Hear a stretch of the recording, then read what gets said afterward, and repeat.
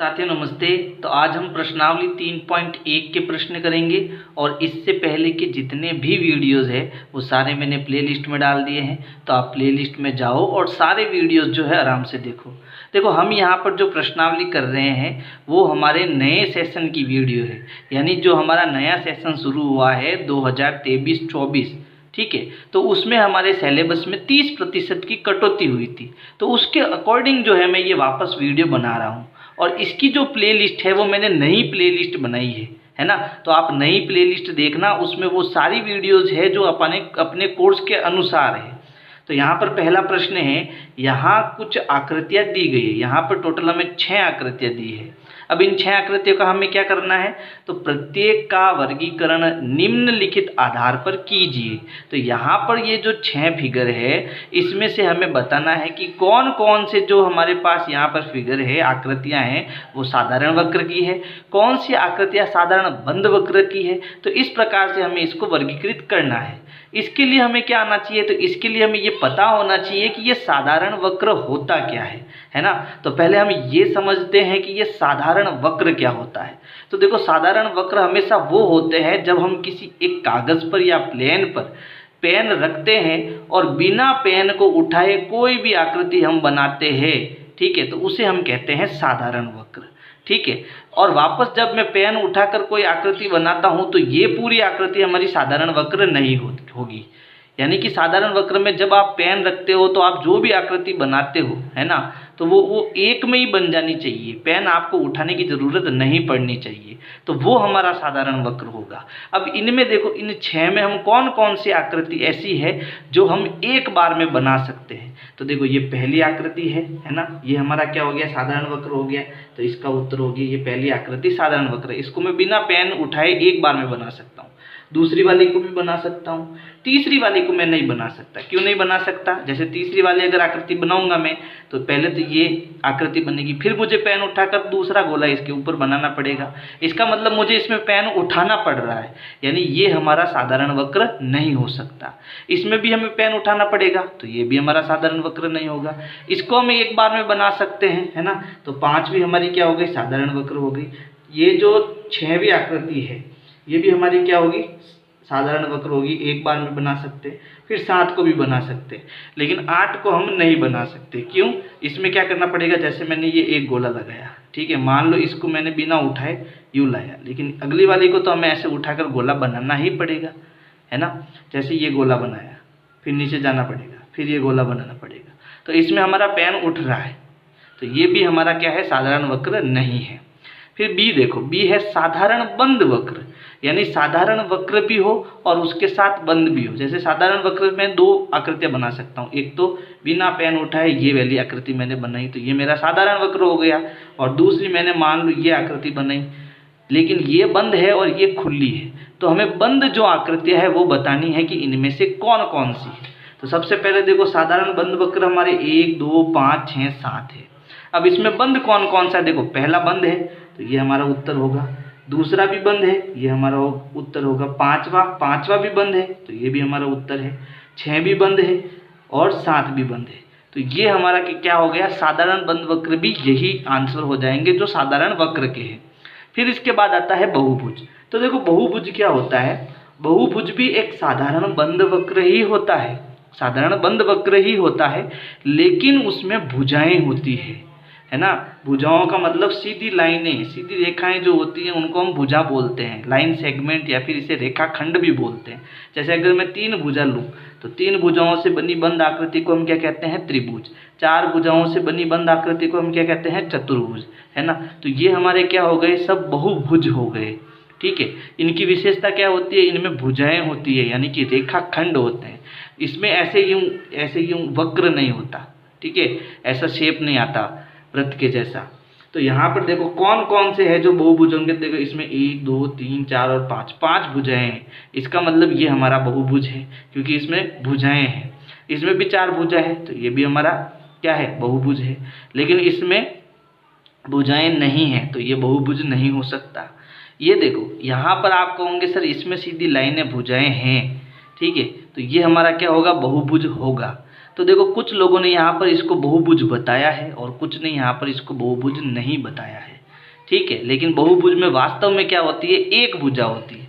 जैसे अगर मैं इसमें अंदर की तरफ एक बात करूँ तो अंदर एक बहुभुज है, बाहर ये त्रिभुज एक बहुभुज है, तो ये आपके बहुभुज गिने जा सकते हैं। लेकिन ये पूरी आकृति अगर मैं कहूँ बहुभुज है तो मैं नहीं कह सकता कि ये बहुभुज है ना। तो ये वाली आकृति हमारी बहुभुज नहीं होगी। फिर ये और ये, इन तीनों में क्या आ रहा है, कर्व आ रहा है, वक्र आ रहा है, ठीक है। तो वक्र जब आता है तो वो हमारा बहुभुज नहीं होता, और इसमें भी वक्र आ रहा है तो ये भी हमारा बहुभुज नहीं होता। तो ये बहुभुज हमारे पास केवल दो ही है ना। एक तो हमारा हो गया फर्स्ट और दूसरा हो गया सेकेंड, ये दोनों हमारे बहुभुज है, बाकी के बहुभुज नहीं है। फिर है उत्तल बहुभुज। अब उत्तल बहुभुज क्या होता है, ऐसा बहुभुज जिसमें जो हम बहुभुज के शीर्ष बनाते हैं, यानी कि कोण बनाते हैं, वो बाहर की तरफ हो। जैसे इसका शीर्ष देखो, ये बाहर की तरफ है, ये भी बाहर की तरफ है, ये भी बाहर की तरफ है, तो ये सारे जो कोण है वो बाहर की तरफ है, इसलिए इसको हम उत्तल बहुभुज बोलते हैं। या फिर इसकी दूसरी परिभाषा हो सकती है कि किसी भी बहुभुज के जो अंदर के कोण है वो 180 डिग्री से क्या होने चाहिए, कम होने चाहिए। अगर 180 डिग्री से कम है तो वो उत्तल बहुभुज, और 180 डिग्री से ज़्यादा है तो वो अवतल बहुभुज। हम जानते हैं कि 180 डिग्री कितना होता है, जो सीधी लाइन होती है उसको हम 180 डिग्री बोलते हैं। अब जब ये 180 डिग्री से ज़्यादा आएगा, है ना, अंदर की तरफ कोई शीर्ष है वो 180 डिग्री से ज़्यादा आएगा, तो वो हमारा क्या बन जाएगा, वो हमारा अवतल बहुभुज बन जाएगा। तो यहाँ पर देखो एक दो बहुभुज है हमारे पास, इनमें से देखो ये सारे कोण बाहर की तरफ निकले हुए हैं तो ये उत्तल हो गया। दूसरा, इन सभी कोणों के अंतः कोणों का जो ये अंतः कोण है वो सभी 180 डिग्री से कम है ना, इसलिए ये हमारा कैसा बहुभुज है, उत्तल बहुभुज। तो सेकंड नंबर का जो हमारी आकृति है वो उत्तल बहुभुज है, और ये फर्स्ट नंबर की जो आकृति है वो अवतल बहुभुज है। क्यों, तो देखो इसमें ये कोण, ये कोण और ये कोण और ये कोण, और एक बच गया ये वाला कोण, तो ये वाला कोण हमारा 180 डिग्री से ज़्यादा आ रहा है ना, इसलिए ये हमारा क्या हो गया, अवतल बहुभुज हो गया, पहला नंबर। दूसरी चीज़ अगर आपको बताना हो कि देखो इसका जो एक कोना है वो अंदर की तरफ है ना, बाकी सब बाहर की तरफ है, लेकिन एक कोना अंदर की तरफ है, तो जिसका कोना अंदर की तरफ होता है वो भी हमारा क्या होता है, अवतल बहुभुज होता है। बाकी इन सब के कोने देखो बाहर की तरफ है ना, इसलिए ये उत्तल बहुभुज हो गया। तो ये हो गया हमारा पहला प्रश्न। अब हम दूसरा प्रश्न करेंगे। प्रश्न 2 है, समबहुभुज क्या है।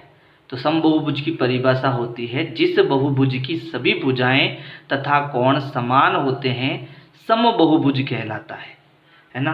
तो देखो अभी हमने बहुभुज के बारे में पढ़ा था कि बहुभुज क्या होता है कि जिसमें केवल भुजाएं हों, तो भुजाओं द्वारा बंद आकृति जो हम बनाते हैं उसी को हम बहुभुज कहते हैं। जैसे मान लो 3 भुजाएं हमारे पास, तो 3 भुजाओं से मैं बंद आकृति बनाऊंगा तो उसे हम क्या कहेंगे, उसे हम बहुभुज कहेंगे, और इस बहुभुज का नाम क्या हो जाएगा, त्रिभुज हो जाएगा, है ना। लेकिन ये त्रिभुज जो है वो समबहुभुज यानी कि सम त्रिभुज कब बनेगा, जब इसकी तीनों भुजाएं क्या हो, समान हो, है ना। तो परिभाषा हमने क्या पढ़ी कि ये तो हमारा बहुभुज हो गया, लेकिन हमें बताना है समबहुभुज। समबहुभुज का मतलब जिस बहुभुज की सभी भुजाएं समान हो, सभी कोण समान हो। जैसे त्रिभुज की बात करूं तो इस त्रिभुज की सभी भुजाएं मान लो समान है, तो अंदर के सभी कोण भी क्या होंगे, समान होंगे। इसके जो कोण है वो 60-60 डिग्री के होंगे, ठीक है। ये किस केस में होगा, जब इसकी सभी भुजाएं समान हो तथा सभी कोण समान हो, तब ये हमारा क्या बन जाएगा, एक समबहुभुज बन जाएगा, ठीक है। तो ये जो त्रिभुज है वो हमारा एक बहुभुज है, और इस त्रिभुज को अगर हमने तीनों भुजाएं और तीनों कोण बराबर कर दिए तो ये हमारा क्या बन जाएगा, ये हमारा बन जाएगा समबहुभुज, और इसका नाम हो जाएगा समबाहु त्रिभुज। समबाहु त्रिभुज, है ना। समबाहु त्रिभुज हमने कक्षा 7 में पढ़ा है कि जिसकी तीनों भुजाएं और प्रत्येक कोण बराबर होते हैं उसको हम समबाहु त्रिभुज कहते हैं। अब आगे प्रश्न कह रहा है, एक समबहुभुज का नाम बताइए जिसमें 3 भुजाएं हो, 4 भुजाएं हो और 6 भुजाएं हो। तो 3 भुजाओं के बारे में तो अभी मैंने बताया है कि 3 भुजाओं वाला बहुभुज क्या कहलाता है, त्रिभुज कहलाता है, और इसकी तीनों भुजाएं और तीनों कोण समान है तो वो हमारा क्या बन जाएगा, समबाहु त्रिभुज बन जाएगा। तो इसका उत्तर हो जाएगा समबाहु त्रिभुज, ठीक है। सेकंड है 4 भुजा वाला बहुभुज। जिसकी सभी समबाहुभुज है ना, जिसकी सभी भुजाएं और कोण क्या हो, बराबर हो। तो 4 भुजाओं में हमारा क्या कहलाता है, चतुर्भुज कहलाता है। 4 भुजाओं से घिरी बंद आकृति को हमारा हम क्या कहते हैं, चतुर्भुज। लेकिन ये चतुर्भुज की सभी भुजाएं हमें क्या लेनी है, समान लेनी है। तो जब इसकी सभी भुजाएं हम समान लेंगे तो ये हमारी आकृति क्या बनेगी, वर्ग बनेगी, है ना। तो यहाँ पर 4 भुजाओं वाला समबाहुभुज हमारा क्या हो जाएगा, वर्ग हो जाएगा। फिर 6 भुजाओं से घिरी बंद आकृति, तो इसमें भी सभी भुजाएं और कोण हमें बराबर लेने हैं, ठीक है। तो यहाँ पर कितनी भुजाएं हैं, 6 भुजाएं हैं, ठीक है, 6 भुजाएं, 1 2 3 4 5 और 6। तो इसको हम कहते हैं समषड़भुज। क्या कहते हैं, समषड़भुज।